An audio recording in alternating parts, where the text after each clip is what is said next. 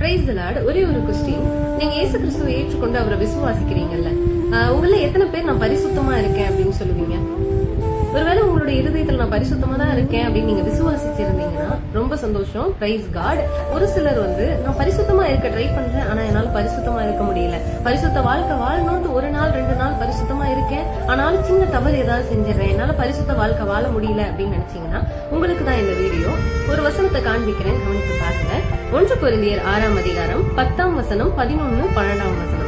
திருடரும் பொருளாசைக்காரரும் வெறியரும் உதாசீனரும் கொள்ளைக்காரரும் தேவனுடைய ராஜ்யத்தை சுதந்தரிப்பதில்லை. உங்களில் சிலர் இப்படிப்பட்டவர்களாக இருக்கிறீர்கள். ஆயினும் கர்த்தராகிய இயேசுவின் நாமத்தினாலும் நமது தேவனுடைய ஆவியினாலும் கழுவப்பட்டிருக்கிறீர்கள், பரிசுத்தமாக்கப்பட்டிருக்கிறீர்கள், நீதிமான்கள் ஆக்கப்பட்டிருக்கிறீர்கள். உங்கள ஒரு சிலர் இந்த சரியில்லாத குணங்களுடையவர்களா இருக்கீங்க. அப்படிப்பட்டவங்க எல்லாம் பரலோகத்துக்கு வர மாட்டாங்க.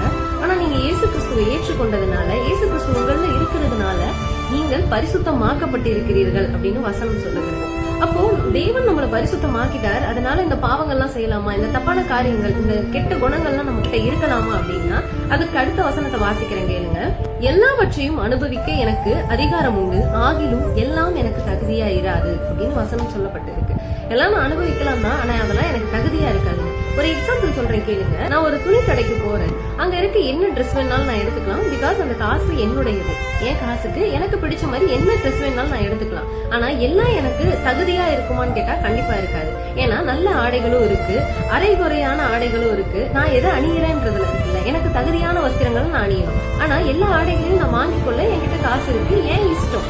ஆனா எல்லாம் எனக்கு தகுதியா இராது. அது போல இயேசு கிறிஸ்து உங்களுக்குள் இருக்கிறார், உங்களுக்குள் தவறான குணங்கள் இருக்கிறது அவர் விரும்புகிறது இல்ல, அது உங்களுக்கு தகுதியா இருக்காது. இந்த வசனத்தை என்ன காரியத்துக்காக நான் காண்பிக்கிறேன் அப்படின்னா, நான் பரிசுத்தமா இருக்க விரும்புறேன், ஒரு சில நேரங்கள் நான் தவறுகிறேன் அப்படின்னு சொல்றீங்கல்ல, தவறும் போது தவறில்லை. தேவன் உங்களை பரிசுத்தமாக்கி இருக்கிறார். அவருடைய சமூகத்துல தைரியமா போங்க, கர்த்தர் உங்களை ஆசீர்வதிப்பாராங்க.